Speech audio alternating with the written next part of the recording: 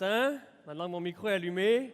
Bonjour tout le monde. Merci beaucoup pour votre accueil chaleureux. J'étais content de pouvoir partager ça avec Liliane, ma femme. Et elle est discrète en public. Elle n'aime pas trop être sous les projecteurs. Mais je ne serais pas là si ce n'était pas d'elle. Puis c'est vraiment un travail d'équipe, même si c'est mon visage que vous voyez plus souvent. C'est vraiment un travail d'équipe. Puis on est très contents de là où on est rendu. Comme Philippe a dit, notre maison est vendue. Dans quelques jours, on signe les papiers, puis on va devenir des estriens. C'est ça, des en tout cas, pas des estropiés, des estriens. Puis c'est la fin d'un long processus. On veut vraiment donner toute la gloire à Dieu. C'est lui qui a permis que ça arrive en son temps, au bon moment. Et puis on est vraiment, on reconnaît sa main puis son travail. Et on est très content de cette nouvelle page qui se tourne, ce nouveau départ. Et puis de pouvoir participer activement à la vie d'Église 21, de Axe, ici à Sherbrooke puis à Magog.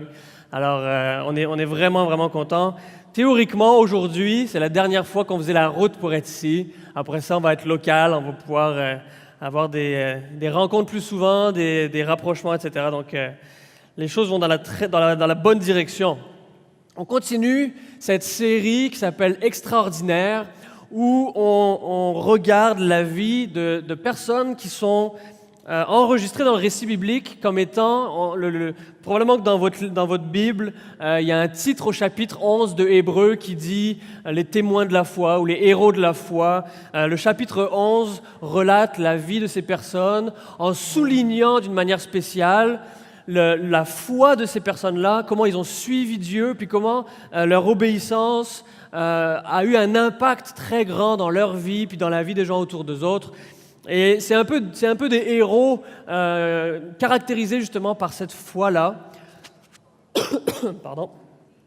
Et on veut continuer donc dans cette série. Ce matin, on va se pencher sur la prochaine génération qui a eu un impact dans l'histoire du peuple d'Israël, à savoir Moïse. Et si on se souvient un petit peu de la chronologie, de la suite des événements, j'ai parlé il y a quelques semaines d'Abraham, où Dieu a donné une promesse à Abraham de bénédiction, une promesse de prospérité. Son peuple, sa descendance allait être d'une multitude incroyablement grande, lui qui n'avait pas d'enfants à l'époque.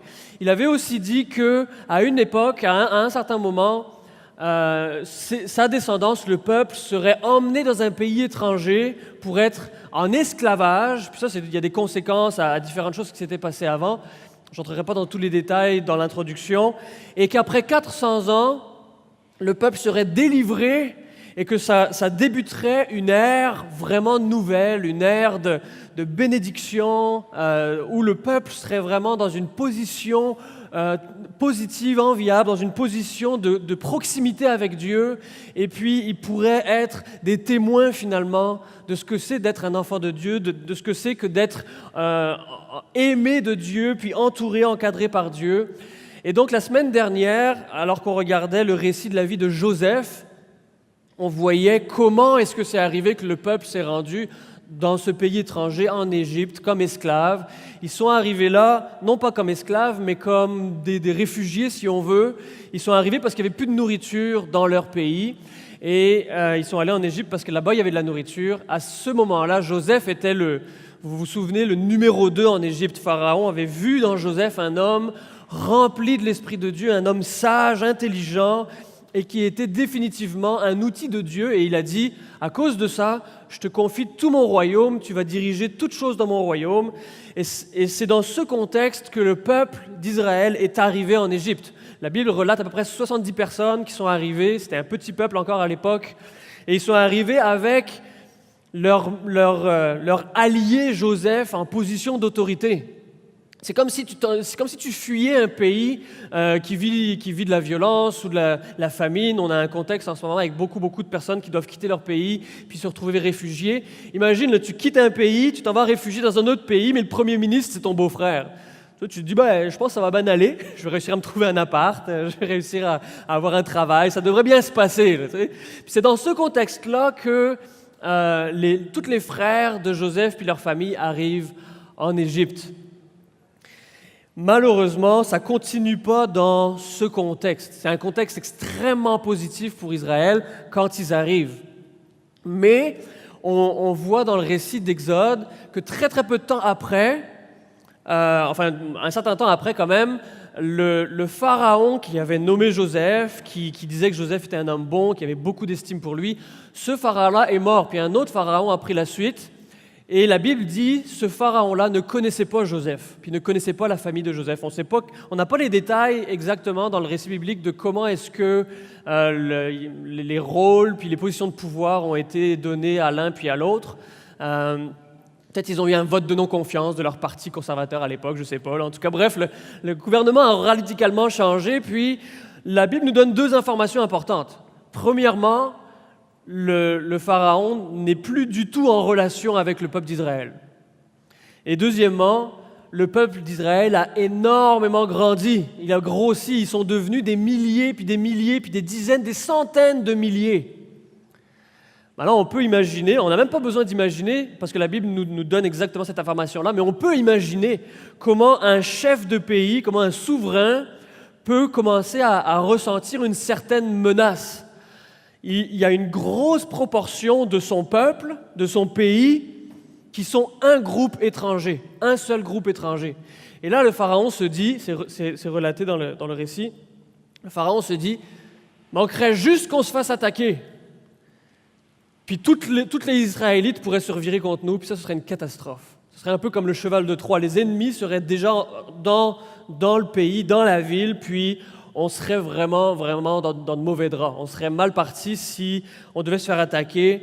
Alors il a décidé d'asservir, de faire de ce peuple-là un peuple d'esclaves, et puis de les faire travailler, puis de les rendre faibles finalement, de les affaiblir à un point où ils ne seraient plus en position de prendre le pouvoir par la force, de défier les Égyptiens, puis de prendre l'autorité, de prendre le pouvoir. Et donc, la situation a changé du tout au tout depuis l'arrivée de Joseph au moment où Moïse est né. Et à cause de cette explosion démographique, les Israélites sont devenus très, très, très, très, très nombreux. Le pharaon décide de prendre les choses en main, et puis il parle aux sages-femmes égyptiennes qui travaillent parmi les Israélites. À l'époque, tu n'allais pas à l'hôpital général, là. C'était quelqu'un qui allait dans ta maison au moment où la femme doit accoucher, puis qui l'aidait à accoucher, puis il y avait des femmes qui étaient attitrées à ce travail-là. Le pharaon va voir ces femmes-là, deux en particulier dans le texte, puis il leur dit, à partir de maintenant, vous allez tuer tous les garçons qui vont naître. Si c'est un garçon qui naît, arrange-toi, tu te racontes ce que tu veux, tu te prends comme tu veux, mais il ne doit pas vivre. Puis si c'est une fille, tu peux la laisser vivre. Les soldats, c'était que des hommes, évidemment, à l'époque. La menace militaire, la menace guerrière, à l'époque, venait des hommes, des jeunes hommes. Et puis, c'était trop tard pour la génération actuelle, mais Pharaon a dit, bon, au moins, on va empêcher que ça continue, que cette armée potentielle se multiplie. Et puis, aucun garçon ne doit vivre à la naissance. Et donc, c'est dans cette atmosphère-là, dans ce contexte, que Moïse vient au monde. Et Moïse vient au monde, puis évidemment, on parle de Moïse parce qu'il a survécu à sa naissance. Et puis les parents qui savaient ce qui attendait la naissance de leur enfant, ils l'ont caché. Ils l'ont caché à l'époque, et puis apparemment, ce n'est pas le seul garçon qui a survécu, parce que un peu plus tard, Pharaon, il organise une deuxième rencontre avec ces sages-femmes-là, puis il dit « Hey, qu'est-ce qui se passe? Il y a plein de garçons qui sont nés, j'ai entendu parler de plein de garçons qui sont nés, pourquoi est-ce que vous n'avez pas fait le travail que je vous ai demandé de faire? » Et là, les sages-femmes répondent à Pharaon, « Ah, mais c'est parce que c'est le peuple de Dieu. Puis si c'est le peuple de Dieu, ça veut dire que Dieu veille sur eux. Fait que si nous, on vient se mêler de ça, puis qu'on vient finalement tuer des premiers-nés garçons, des nouveau-nés garçons, ça voudrait dire qu'on s'en va contre Dieu. Puis nous, on préfère suivre Dieu que suivre ton commandement. » Puis, je ne sais pas à quel point on est familier avec la mythologie égyptienne ou la culture égyptienne, mais le pharaon était considéré comme un dieu à l'époque. Ça veut dire que les sages-femmes, elles ne se sont pas contentées d'aller voir le chef puis de lui communiquer une certaine information. Oh, on a un mémo à te donner, une information à te communiquer. Non, ils sont en train de dire, nous, on sait que le Dieu du peuple d'Israël, c'est le vrai Dieu. C'est lui qui est grand, c'est lui qui est important, c'est lui qui est puissant. Puis si on va contre lui, c'est là qu'il va y avoir des conséquences. Fait que nous, on préfère aller contre toi. On préfère te désobéir, toi. Puis le pharaon, là, il n'était pas vraiment soumis à un système judiciaire à l'époque. Là, il pouvait tuer qui il voulait. Fait que c'était vraiment un geste courageux. Puis la seule explication qu'on peut voir quand on lit le texte, c'est de dire ces femmes-là ont eu un aperçu de qui Dieu est. Ils vivaient au milieu des Israélites, ils travaillaient avec eux autres, puis ils ont conclu de leur période, le Dieu d'Israël, lui, c'est le vrai Dieu. Le Pharaon, ouais, c'est un gars important, mais comparé à Dieu, il n'y a pas de comparaison possible. Et donc, à cause de cet événement-là, puis d'autres événements à côté, Moïse survit. Moïse naît, il est caché pendant un certain temps, puis à un moment donné, c'est plus possible de le cacher. Et donc, les parents décident de le mettre dans un panier qu'ils ont organisé pour que ça flotte. Ils mettent le petit bébé dedans, puis ils le mettent sur une rivière. Maintenant, on s'entend que c'est un move un peu risqué. Moi, j'ai eu 3 enfants, puis ça ne m'est jamais passé par l'esprit de faire quelque chose comme ça. Puis la DPJ aurait été appelée sûrement. Mais les parents savent une chose pour sûr. S'ils gardent un petit garçon chez eux, ils vont finir par se faire dénoncer, puis il va leur être enlevé. Il va probablement mourir. Très certainement, il va mourir. Alors ils démontrent par leurs actions que, d'une manière extrêmement terre à terre, ils donnent leur enfant à Dieu. Parce que le mettre sur une rivière, il faut que Dieu s'en occupe après. Alors, ça peut plus être eux autres. S'ils le gardent chez eux, ils le condamnent à mort. La seule option, c'est de ne pas le garder chez eux. Alors, le texte nous dit, je passe assez vite parce qu'il y a beaucoup de choses à regarder ce matin. Et en passant, d'ailleurs, c'est seulement Moïse partie 1 ce matin. c'est une histoire très riche avec beaucoup de choses dedans qu'on ne veut pas manquer puis passer trop vite. Et bref, les parents mettent le petit garçon sur l'eau. Et le texte nous dit, la sœur reste sur la rive à une certaine distance pour observer puis voir ce qui va se passer avec cette idée folle, cette aventure dans laquelle seulement Dieu peut prendre soin de ce bébé parce que c'est maintenant plus dans leurs mains. Et alors ils mettent cet enfant, le panier s'en va, et revirement à la Shakespeare, là, c'est vraiment incroyable le revirement. Le bébé flotte comme ça pendant un certain temps, puis la fille de Pharaon se baignait un peu plus loin dans cette même rivière. La fille de Pharaon est en train de se baigner avec sa troupe autour d'elle, puis elle voit ce panier qui avance, puis elle dit « Hey, un petit garçon qui est là, je vais le prendre, je vais m'en occuper, puis il va être comme mon fils finalement. » Si on avait lu cette histoire n'importe où ailleurs, ce serait vraiment une histoire incroyablement abracadabrante. Ce serait une histoire tellement improbable qu'on se dirait, l'auteur, il a pris certaines libertés peut-être, là, je ne sais pas comment ça s'est passé pour de vrai, mais on est en train de lire un récit dans lequel Dieu est en train de diriger, puis on voit comment il dirige les choses jusqu'à ce point incroyable où la fille de Pharaon prend ce panier, puis elle baptise, pas avec de l'eau, mais elle baptise avec le nom ce garçon d'après ce geste. Elle dit, je vais l'appeler Moïse, qui veut dire « retirer des eaux ». Puis on s'entend que si elle n'avait pas intervenu, si personne n'avait intervenu, l'enfant n'aurait pas pu survivre. Là. Il n'aurait pas été capable de passer à travers cette expérience. Et donc la fille de Pharaon prend Moïse, puis l'accueille chez elle.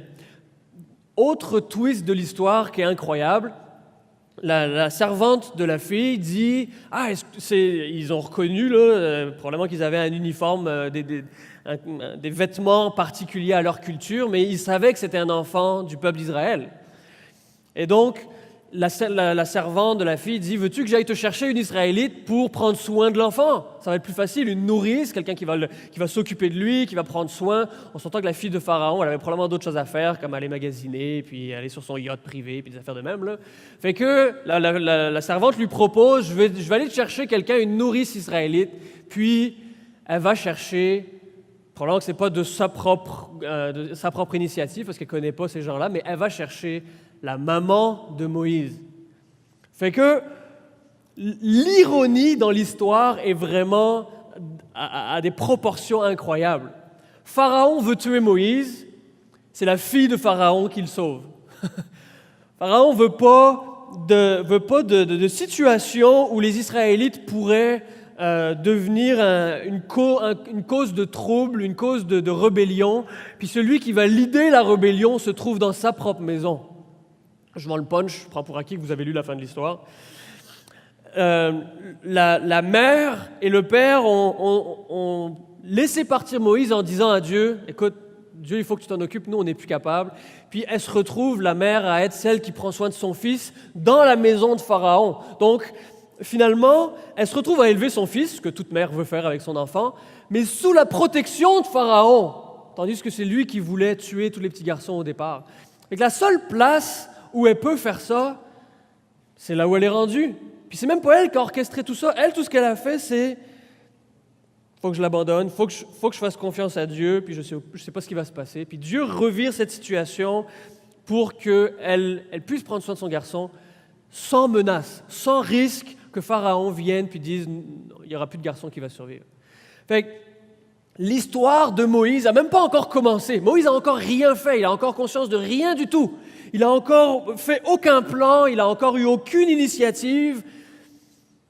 Puis on voit déjà comment Dieu a orchestré un scénario avec tout un tas de personnages. Le casting de l'histoire rendu là, on n'a même pas encore commencé le premier chapitre de Moïse, mais le casting de cette histoire est déjà rempli. Il y a déjà plein de monde impliqué pour que Moïse se rende là où il est à ce point-ci dans l'histoire. Plus tard dans l'histoire, on va voir ça tout à l'heure, Moïse va être confronté à tout un tas de défis, à tout un tas de situations, puis il va échouer des tests, il va manquer de confiance, il va manquer de foi, il va manquer de plein de choses. Mais si, à ce point-là, probablement qu'il s'est fait raconter un petit peu les événements qui ont précédé son enfance dans le royaume de Pharaon, mais déjà, il peut voir que pour qu'il soit là où il est, peu importe ce que le futur amène, il y a déjà tout un tas de gens que Dieu a utilisés pour qu'il se rende là où il est aujourd'hui. Puis il n'a encore rien fait, là. C'est pas encore Moïse, le héros de la foi. C'est Moïse, un petit garçon qui grandit dans une maison. T'sais. C'est Moïse, le petit garçon qui ne sait pas encore ce que la vie lui réserve. Puis déjà là, lui, il sait probablement en partie, puis nous, on voit en lisant l'histoire, ça a pris tout un tas de personnages, d'individus qui ont agi en fonction de la direction de Dieu. Certains volontairement, comme les parents, ils ont décidé de prendre des risques énormes pour épargner la vie de leur fils. Certains inconsciemment, comme la fille de Pharaon, qui était là à ce moment-là, qui a décidé de recueillir cet enfant plutôt que de dire à son père « j'en ai trouvé un autre, on s'en est débarrassé, puis c'est réglé, tu n'auras pas de problème ». Sans le vouloir, elle a fait quelque chose qui s'inscrivait dans le plan de Dieu. En le voulant, les parents ont fait quelque chose en n'ayant aucune idée de ce qui viendrait ensuite, de ce que ça apporterait comme résultat. Les sages-femmes aussi.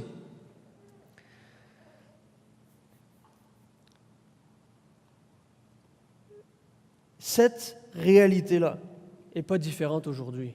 Cette réalité que la manière que Dieu fonctionne, la manière que Dieu agit, la manière que Dieu dirige toute chose, son plan, même notre vie individuelle, n'est pas déconnectée de tout le reste des gens et des circonstances autour de nous. C'est difficile on a développé une culture de moi et Dieu. Dieu puis moi, on fait des choses, puis Dieu s'occupe de moi, puis moi, je réagis de telle et telle manière, puis quand j'ai un problème, je vais voir Dieu, il agit dans ma vie, ou bien il agit pas comme je voudrais, ou bien il agit comme je voudrais, mais pas au moment où j'aimerais qu'il le fasse, puis c'est Dieu puis moi. Puis moi, puis lui, puis nous, on fait nos affaires, puis j'ai un temps privé avec lui, puis parfois je prie, parfois je lis la Bible, puis Dieu agit dans ma vie, puis tout d'un coup, ça devient une relation hermétique, étanche, séparée, distincte de tout le reste de l'univers autour de moi, de tout le reste de mon environnement, puis des gens qui sont autour de moi. Puis quand on regarde les récits bibliques, quand on regarde comment ça se passe dans les vies qui nous ont précédés, c'est pas du tout ça qu'on voit. C'est pas du tout ça qu'on voit. On voit pas un Dieu qui est en train de faire un travail, une surveillance, un accompagnement qui se limite au niveau individuel.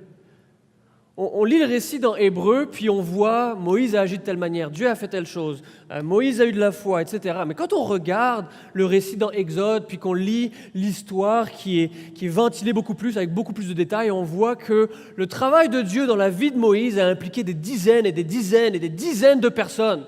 Certaines qui le savaient, certaines qui ne le savaient pas. Mais l'histoire de Moïse comprend tout un tas de personnages qui ont été utilisés par Dieu pour faire de lui qui il est, pour l'amener là où il s'est rendu, pour l'aider là où il n'était pas capable. Et nous, notre tendance naturelle, c'est de se retrouver chez nous le soir, puis de se dire, qu'est-ce que Dieu va faire dans ma vie? Je ne comprends pas comment est-ce qu'il va pouvoir démêler telle et telle situation. J'ai pas ça, moi, dans ma vie. J'ai pas telle ressource, j'ai pas telle circonstance. Ça suffira pas. Mes amis, la bonne nouvelle, c'est que c'est pas supposé se passer comme ça. De la même manière qu'on le voit dans la vie de Moïse, c'est la même chose aujourd'hui. Dieu ne travaille pas dans notre vie en excluant puis en écartant tous les gens autour qui pourraient être impliqués puis qui sont probablement impliqués sans qu'on le réalise. Ce n'est pas Dieu puis moi, mais Dieu et son peuple dont je fais partie. On fait partie d'un ensemble de personnes. Si vous avez mis votre confiance en Dieu, si vous croyez qui Dieu est puis ce qu'il a fait, à ce moment-là, vous faites partie de l'Église. L'Église qui est le peuple de Dieu. Il y a un pasteur et théologien qui a dit ceci, qui est dur peut-être à croire, mais qui est très utile pour notre compréhension personnelle. Et il dit ceci, on peut mettre la slide, c'est R.C. Sproul, qui est un pasteur et théologien, qui dit « Ce serait insensé et malsain de penser que nous pouvons progresser dans la sanctification si nous nous isolons de l'Église visible. Ce serait insensé et malsain de penser que nous pouvons progresser dans la sanctification, c'est-à-dire devenir comme Christ, ressembler à Christ, progresser dans qui on est. Ce serait insensé de penser qu'on peut progresser si on se détache de l'Église visible. L'Église visible, ça veut dire les gens qui font partie de l'Église. Si on considère que notre cheminement personnel n'est qu'un cheminement personnel, je suis un individu qui fonctionne en relation avec Dieu. Si on limite notre vision à ça, on se limite énormément dans notre capacité de grandir puis de progresser. Et quand on regarde dans le Nouveau Testament, on voit la place que les relations les uns avec les autres, que la communion, que le partage peut avoir sur un individu. Et on se priverait d'énormément de bénédictions puis de possibilités, d'outils si on se coupait des autres. Et maintenant, je ne parle pas seulement de quelqu'un qui dirait « moi, l'Église, là, je suis tanné, là, je ne peux plus rien savoir, je vais arrêter d'aller à l'Église. »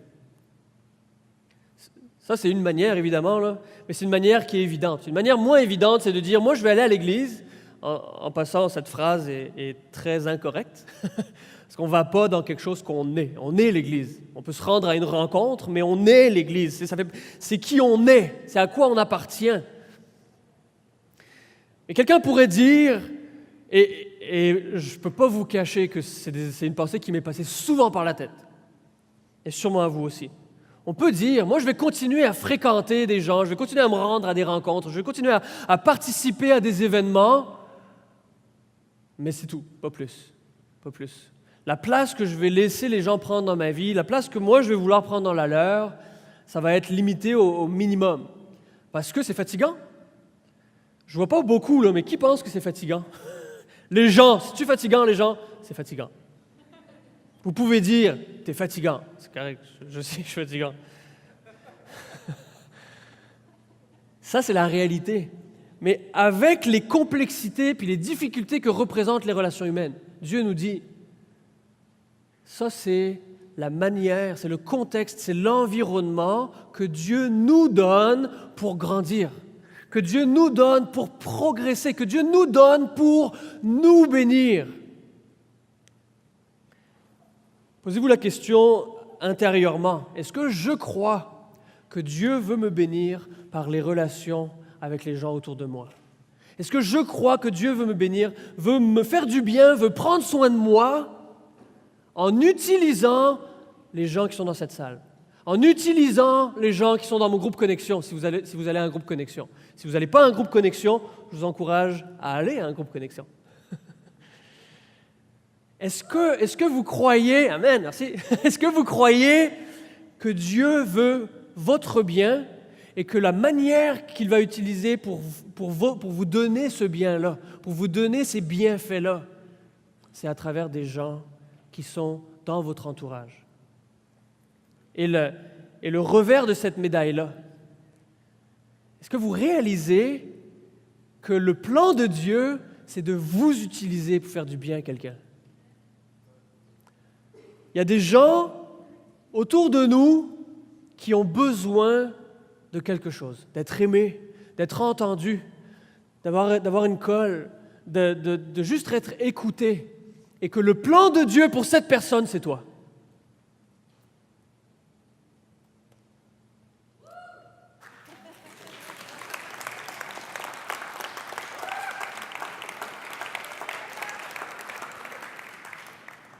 Ça prend un grand Dieu pour accomplir quelque chose comme ça.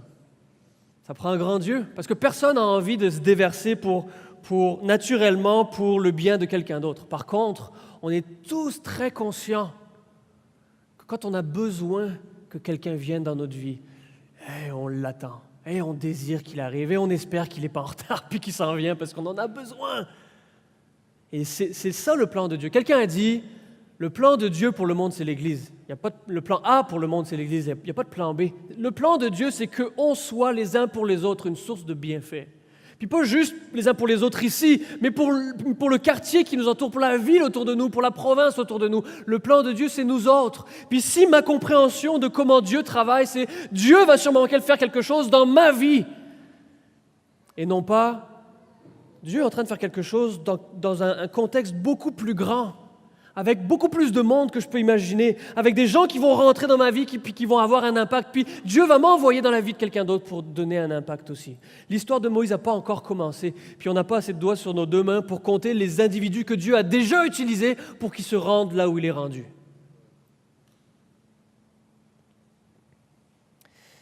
On reprend l'histoire, j'ai fait une petite parenthèse. On voit dans la Bible, après ça, que Moïse grandit dans la maison de Pharaon, puis on lit dans le livre des Actes que Moïse grandit pas juste en taille puis en âge, mais il grandit en connaissance, en sagesse. On dit que c'est quelqu'un qui fait des belles choses, qui s'exprime bien, il a de l'éloquence, il est doué. L'Égypte, c'était le centre intellectuel de l'époque. On le sait, quand on regarde l'histoire, les Égyptiens ont accompli des grandes choses. Ils avaient des écoles, ils avaient des instructeurs, ils avaient des bibliothèques. C'était des gens extrêmement instruits avec des technologies qui nous dépassent, puis qu'on ne comprend pas comment ils sont rendus là. Puis Moïse a grandi là-dedans, puis il a excellé. Il avait une position de choix, il était dans la famille du Pharaon, puis il a vraiment grandi avec beaucoup de privilèges. Puis on lit qu'arrivé à l'âge adulte, il a commencé à se poser des questions. Sûrement qu'il savait, encore une fois, qu'il n'était pas vraiment à sa place. Il a été recueilli par la fille de Pharaon, mais il est un Israélite. Sa mère qui a pris soin de lui, c'est une Israélite. Puis il sait que la situation des Israélites dans l'Égypte est mauvaise. Et alors, on lit qu'à un moment donné, il décide d'aller voir concrètement comment ça se passe. Pendant qu'il est resté longtemps dans les hautes sphères, dans sa tour d'ivoire, dans ses salles d'école avec des planchers de marbre et tout ça. Là. Puis à un moment donné, il se dit, je vais aller voir comment ça se passe. Puis ce qu'il voit, ça ne lui plaît pas. Il réalise que les Israélites sont maltraités, ils sont des esclaves qui sont vraiment meurtris, puis qui souffrent sous le joug des Égyptiens. Puis il veut agir, Moïse veut agir, il veut faire le bien, il veut rétablir la justice. Puis on ne le lit pas tout de suite dans Exode, mais on le lit dans le livre des Actes, puis dans le livre de Hébreux. On lit que Moïse veut faire le bien, puis qu'il s'attend à ce que les Israélites le voient agir, puis qu'ils reconnaissent en lui, voilà notre leader, voilà notre chef, voilà celui qu'on attendait qui va nous libérer de nos bourreaux, des Égyptiens qui nous ont rendus esclaves. Alors il descend, puis là il y a une dispute qui a lieu.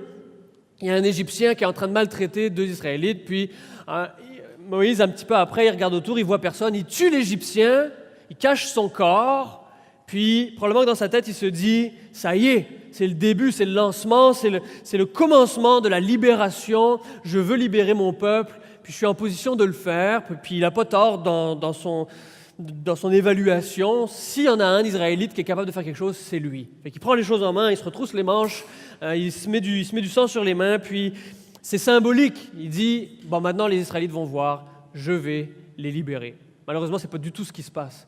Moïse avait beaucoup de bonnes intentions, mais ce n'est pas du tout ce qui se passe. Puis, il se fait dire le lendemain ou quelques jours après, « Ah, est-ce que si on ne te suit pas, tu vas nous tuer comme tu as tué l'Égyptien? » Puis là, Moïse réalise que ce n'est pas du tout comme ça qu'il avait planifié les affaires.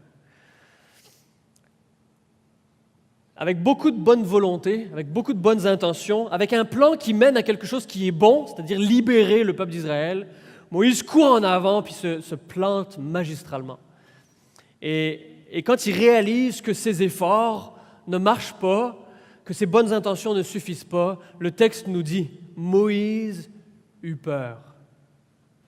Moïse eut peur. Et malheureusement, cette phrase-là va le suivre pendant beaucoup, beaucoup d'années. On voit un Moïse qui était plein d'énergie, de zèle, de fougue, puis quand il voit que ça ne marche pas, il prend peur, puis il fuit. Il s'enfuit dans le désert, dans le pays de Madian, et puis on n'entend plus parler de Moïse pendant des années. Moïse a eu peur, on n'a pas d'explication très précise, merci beaucoup, on n'a pas eu d'explication très précise à ce moment-là de ce de quoi il avait peur. Mais on peut imaginer un petit peu que un enfant gâté, un enfant demi-égyptien qui se prétend être le chef des Israéliens, qui travaille dur toute la journée, toute leur vie, qui sont probablement bâtis. Lui, il a poussé je ne sais pas c'était quoi, là, une plume d'oie puis du parchemin. Il s'est dit, si jamais eux ne m'acceptent pas comme leader, je vais passer un mauvais quart d'heure. Puis si je retourne chez mon père, il va savoir que c'est mon père adoptif, c'est-à-dire chez Pharaon, il va savoir que je l'ai trahi, je vais passer un mauvais quart d'heure aussi. Autrement dit, je suis faite, je suis mieux de décamper. Ça, c'est après 15 ans d'immersion de Québécois. Ma sœur, elle m'a dit, je comprends pas pourquoi tu parles complètement québécois maintenant. Non, je ne parle pas québécois, je parle un hybride entre les deux. Bref. Moïse s'enfuit et il a peur. Si à ce moment-là dans l'histoire, il avait pu faire un pas de recul. Évidemment, c'est toujours plus facile de juger le passé, mais les craintes de Moïse, les peurs de Moïse étaient principalement vis-à-vis de lui-même. Sa vie était en danger, ses plans étaient en danger, son ego était très meurtri probablement à ce moment-là parce qu'il lui, il avait des idées de grandeur puis de leadership, puis il s'est fait dire « Non, oublie ça, tu ne vas pas nous diriger nulle part ». Mais il y a des choses pires que ça qui attendaient le peuple d'Israël si Dieu n'intervenait pas. Le peuple vivait dans l'attente de la délivrance. Ce message qui a été donné à Abraham des années et des siècles avant, c'est certain qu'il a été légué de génération en génération. Dieu va libérer son peuple. Dieu va libérer son peuple. Puis Moïse craignait pour sa vie probablement, mais l'enjeu plus large que lui et sa vie à lui tout seul, c'était que tout un peuple, un pays dans un pays, était menacé de disparaître finalement ou d'être voué à l'esclavage pour toujours. Et la crainte qu'il avait, la peur qu'il avait était beaucoup plus motivée par ses plans à lui, sa vie à lui.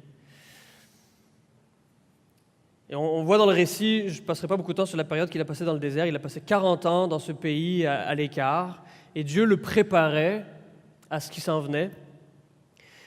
Mais à un moment donné, dans cette période où Moïse a décidé de fuir, de vivre à l'écart, il a trouvé une femme, il s'est installé, il prend soin des animaux, puis il s'est fait une deuxième vie au calme, dans le repos, d'une manière beaucoup plus un long fleuve tranquille que partir à la guerre. Puis là, Dieu n'a pas fini avec lui. Dieu n'a pas terminé avec lui. Puis je veux juste prendre une petite pause rapide pour souligner le fait que quand Dieu a un plan, quand Dieu veut faire un travail, on dirait qu'il n'y a rien qui va le décourager. Il n'y a rien qui va le décevoir assez. Il n'y a rien qui va lui faire dire « Ok, c'est bon, j'ai essayé, ça ne marchera pas. » Moïse est parti de très haut dans ses capacités, dans ce qu'il pouvait faire. Il est parti de très haut aussi dans ses intentions. Puis il a fait un piqué radical jusqu'au moment où la peur l'a fait fuir dans le désert. Puis là, on prend une petite pause dans la lecture d'Exode, puis on s'en va dans Hébreux 11. Puis on se dit, mon ami, qu'est-ce qui s'est passé entre les deux? Là, on retrouve Moïse dans la liste des héros de la foi.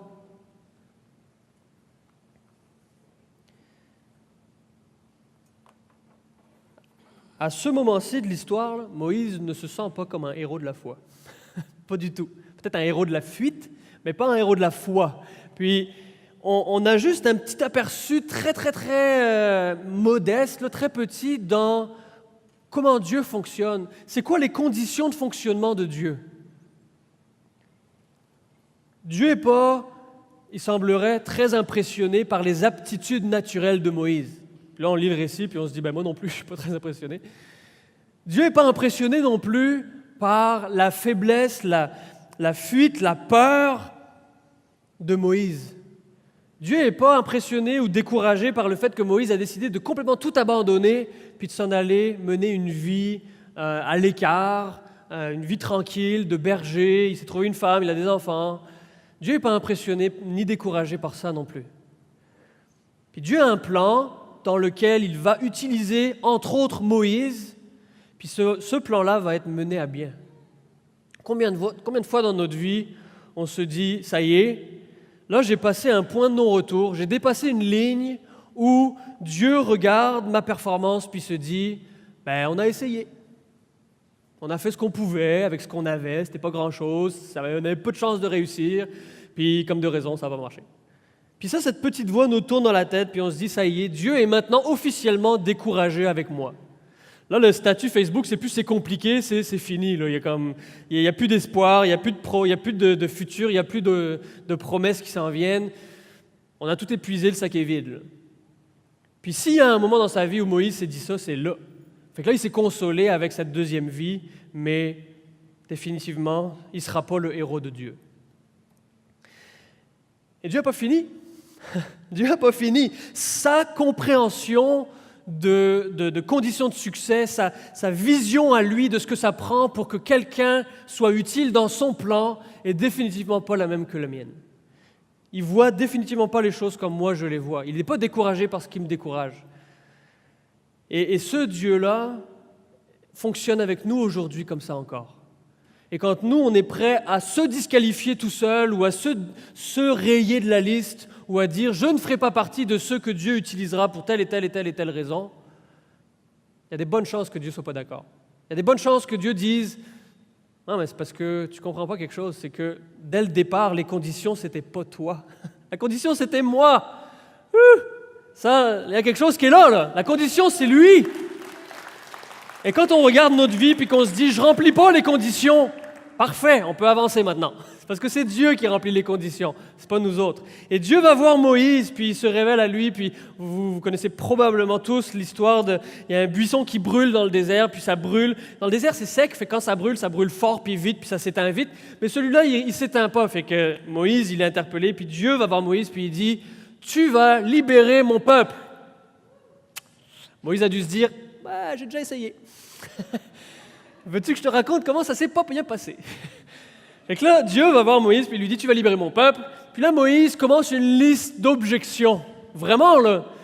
Moïse dit à Dieu, ça ne marchera pas pour telle raison. Donc là, il commence par dire, le peuple ne me croira pas. Le peuple ne fera pas confiance. Le peuple ne me permettra pas de les diriger. Dieu dit, c'est correct, je vais m'occuper de ça.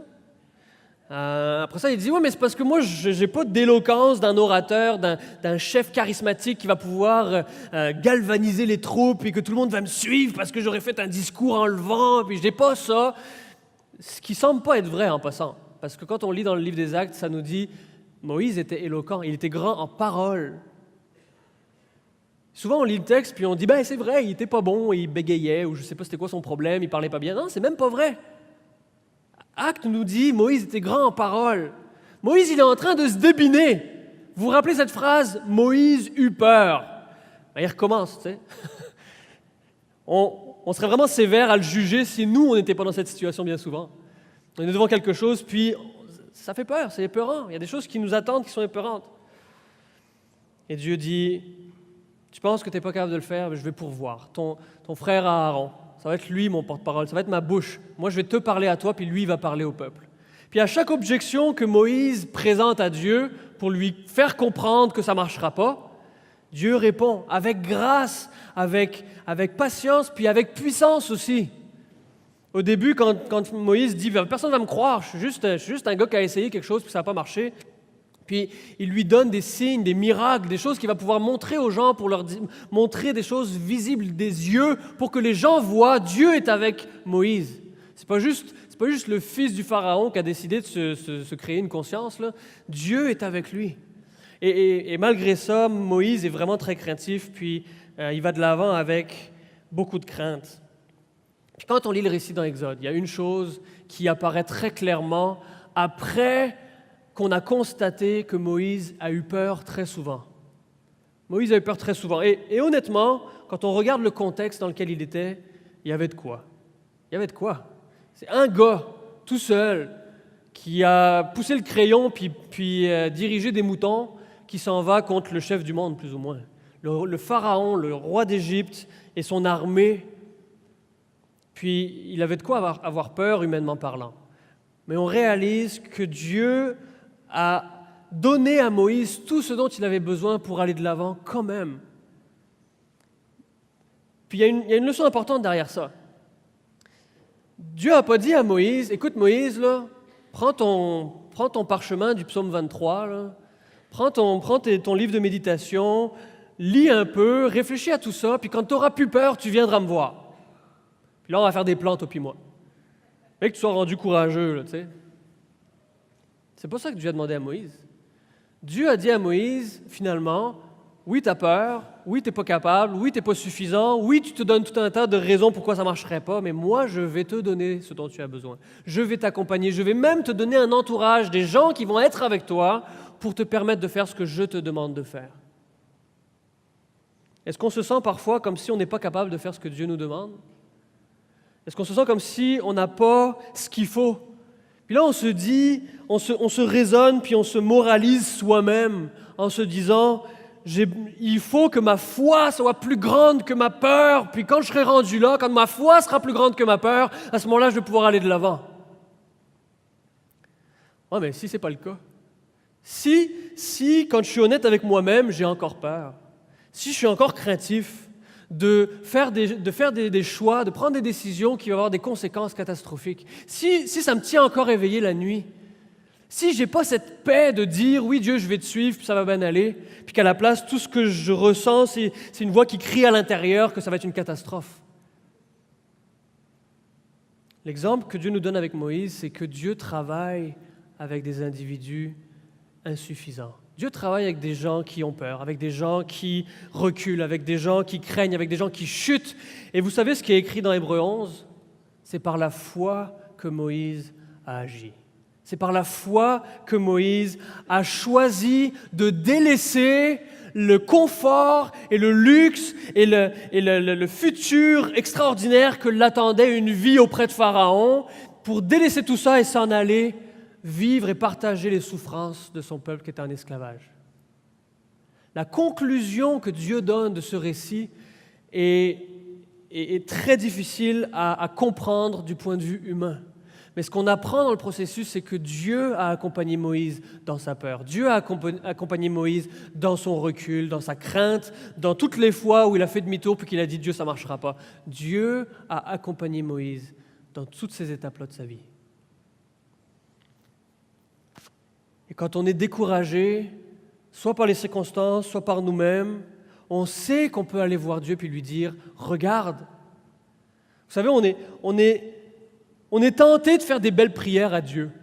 On est tenté de faire des belles prières, bon, surtout quand c'est des choses qu'on fait en groupe. Là. Quand on fait des belles prières en groupe, là, on veut que les gens entendent nos belles prières, là, avec des grands mots. Là, puis... Mais même tout seul, je ne sais pas vous autres, là, mais moi, je suis très poli, puis prudent, puis je choisis mes mots, même quand je prie tout seul avec Dieu.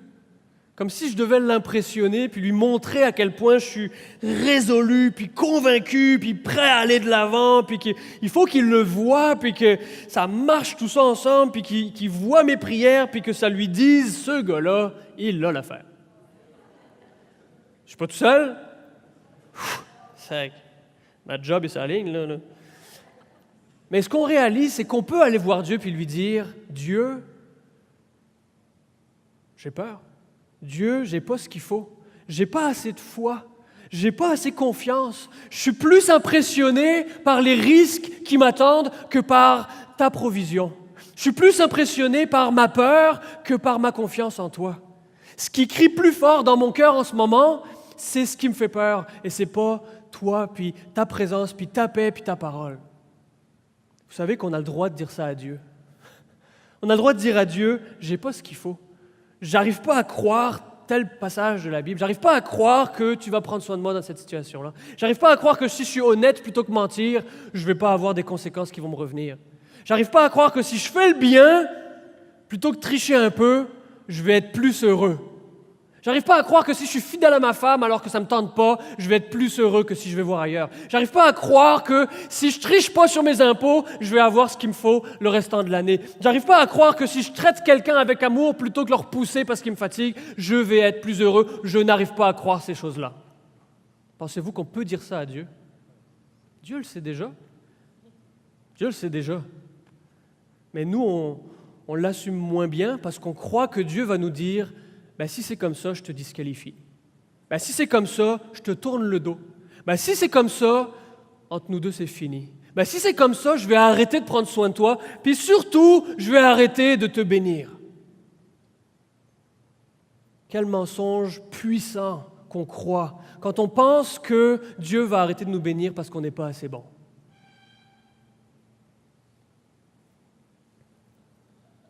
Dieu nous aime plus qu'on peut l'imaginer. Est-ce que vous pouvez penser un instant, si vous avez des enfants, est-ce que vous pouvez penser un instant, dire à votre enfant, t'as échoué à tel endroit, fait que moi je t'aime plus. Ton bulletin est poche. Là, l'école recommence, les enfants, ils paniquent déjà assez. Ton bulletin est poche, ou j'aime pas tes amis, ou t'as pas eu un bon résultat à ta game de soccer, ou peu importe. Est-ce qu'on peut imaginer un instant qu'un parent dirait à son enfant, t'es pas quelqu'un d'assez bien pour moi, je vais arrêter de t'aimer à cause de ça? Ça fait pas de sens. Ça fait pas de sens. Mes enfants sont jeunes encore, il y a encore beaucoup de bêtises qu'ils doivent faire avant que je puisse parler avec une longue perspective, là. Mais ça n'a pas de sens. Puis Dieu nous aime parfaitement. Dieu nous aime à la mesure du prix qu'il a voulu payer pour nous. Il a donné son Fils, il a donné tout ce qu'il avait de plus précieux pour pouvoir être en relation avec nous, pour qu'on soit réconciliés avec lui. Il n'y a aucune manière que nos faux pas, nos échecs, nos peurs, nos insuffisances vont faire en sorte qu'il va nous tourner le dos. Et quand on est honnête avec Dieu, Dieu prend soin de cette honnêteté-là. Dieu prend soin de ce qu'on lui amène. Dieu prend soin de ces fardeaux-là.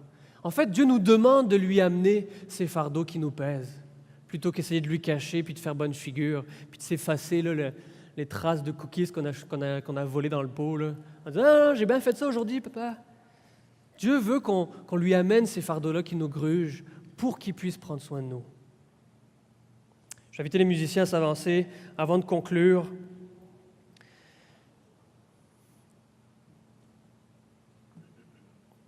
Dans le restant du récit, il y a encore beaucoup d'occasions où Moïse a échoué, beaucoup d'occasions où Moïse a douté, malgré l'appui de Dieu, malgré ce qu'il a fait pour lui, malgré les signes incroyables qu'il lui a donnés. Moïse a encore douté très souvent. Le peuple a dit à Moïse, écoute, plus tu plaides pour nous auprès de Pharaon, plus il nous maltraite. Il nous traite encore plus durement depuis que tu as commencé avec lui. Tu peux-tu slacker un peu? Tu peux-tu lever le pied? Parce que ce que tu fais nous fait du mal. Moïse eut peur, encore. Et Dieu a pris soin de ça aussi. Dieu a pris soin, Dieu a eu compassion, Dieu a utilisé Moïse à travers beaucoup d'autres choses aussi, puis il l'a accompagné. On dit souvent dans notre culture chrétienne, des belles vérités comme Dieu est amour. Dieu est un Dieu d'amour, Dieu aime, Dieu prend soin, Dieu est un Père aimant. Mais bien souvent, ça reste une vérité distante. On sait que Dieu est amour, mais on le croit un peu moins quand on se sent pas du tout mériter cet amour-là. On sait que Dieu est amour, mais quand nous, on ne s'aime pas soi-même, on a du mal à croire que Dieu nous aime aussi. Dieu probablement aime les autres. Quand les autres ont besoin de compassion, on pense que Dieu lui donne, mais quand nous, on a besoin d'être réconfortés, on n'est pas sûr. Puis on est prêt à croire que Dieu est un Dieu d'amour, mais dans ma propre vie, il me semble que la switch n'avait pas toujours de ce bord-là. Il y a un théologien, je finirai avec cette citation, il y a un théologien allemand qui a dit ceci, Dietrich Bonhoeffer, qui a dit ceci: « Dieu n'aime pas une quelconque personne idéale. » Autrement dit, Dieu n'est pas un Dieu d'amour dans le sens abstrait du terme. Pas comme si de Dieu, il y avait comme un flux d'amour qui sortait de lui, puis qui comme arrosait la terre de temps en temps, là, si tu étais au bon endroit. Là. Une sorte d'énergie ou de force cosmique qui juste comme communique de l'amour. Là. Dieu n'aime pas une quelconque personne idéale, mais des êtres humains comme nous. Il n'aime pas un monde idéal, un contexte idéal, une histoire plus qu'une autre, mais Dieu aime le monde réel. Dieu est un Dieu d'amour dans notre vie personnelle, dans notre vie d'Église, dans notre vie ici. Dieu aime ici, aujourd'hui, à Sherbrooke, au Québec. Dieu est en train de faire un travail parce qu'il nous aime, nous, ici, maintenant. Et quand on est pris avec le doute et la crainte et notre angoisse d'insuffisance vis-à-vis de Dieu, puis vis-à-vis de ce qui met devant nous, on a besoin de se rappeler, et c'est les deux choses avec lesquelles j'aimerais terminer. Il y a deux vérités importantes que je veux souligner ce matin suite à cette histoire de Moïse. Dieu m'aime personnellement. Dieu t'aime personnellement. Puis Dieu t'aime à travers la communauté aussi. Le travail que Dieu est en train de faire dans notre vie se fait dans le contexte de la communauté dans laquelle il nous a placés. Et c'est pour ça que l'Église existe. C'est pour ça qu'on n'est pas juste tout seul avec Dieu à vivre cette relation d'une manière isolée, mais parce que Dieu a comme plan de nous aimer et de nous faire du bien à travers son Église. Et il va utiliser son Église pour démontrer ce même amour à l'extérieur aux gens qui ne le connaissent pas encore. L'outil de Dieu pour aimer le monde, c'est nous. L'outil de Dieu pour aimer le monde, c'est nous autres, ici, aujourd'hui.